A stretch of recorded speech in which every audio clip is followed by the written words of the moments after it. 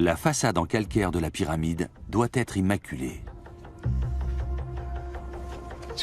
Il nous faut une pierre sans fissure, d'une couleur homogène et très solide. Cet emplacement semble bien pour découper notre bloc.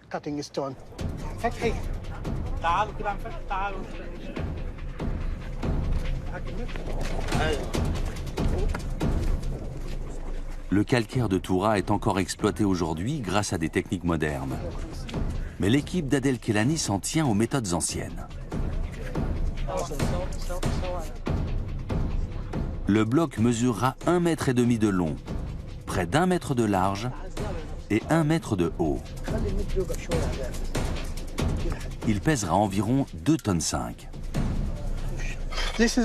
Voici un burin avec une extrémité pointue. C'était l'un des principaux outils utilisés par les Égyptiens.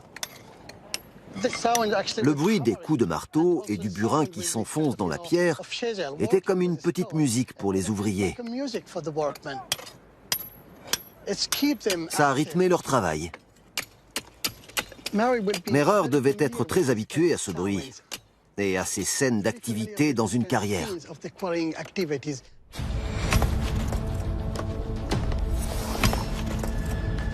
Les Égyptiens de l'Antiquité faisaient ce travail harassant toute l'année, malgré la chaleur extrême. Tout retard dans la livraison des pierres aurait entraîné la suspension du chantier. Les ouvriers commencent par creuser des sillons profonds pour délimiter un bloc. Quand on regarde la taille des blocs dans les carrières, on trouve toujours plus ou moins les mêmes dimensions. Les techniques utilisées aujourd'hui sont les mêmes que dans l'Antiquité.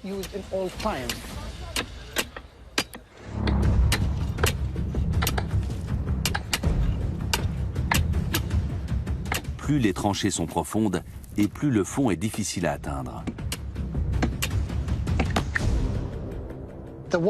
Les ouvriers ont presque terminé la première partie de cette tranchée. Mais ils ont un problème. Les outils ne sont pas assez longs pour atteindre le fond.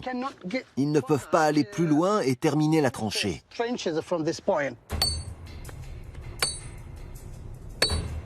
Les constructeurs de pyramides rencontraient le même problème. Pour le résoudre, ils élargissaient les sillons.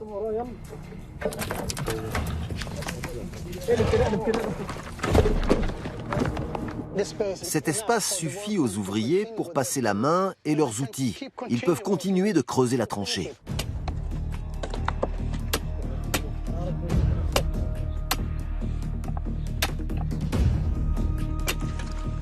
« 90 minutes d'effort sont nécessaires à 12 hommes pour tailler le bloc aux dimensions requises.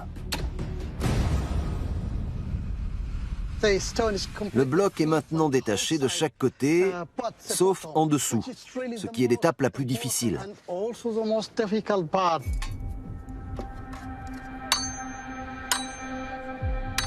Si les hommes endommagent la pierre pendant l'opération, ils devront tout recommencer. Alors ils utilisent des cales pour tenter de fissurer la pierre le long de la ligne de démarcation. Ça y est, elle se fend.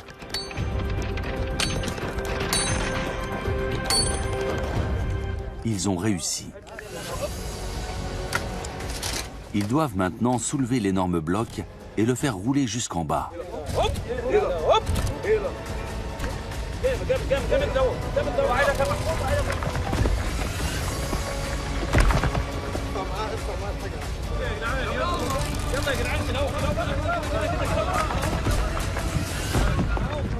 Mission accomplie, à condition que la pierre n'ait pas été endommagée. Merer n'aurait jamais accepté un bloc fendu.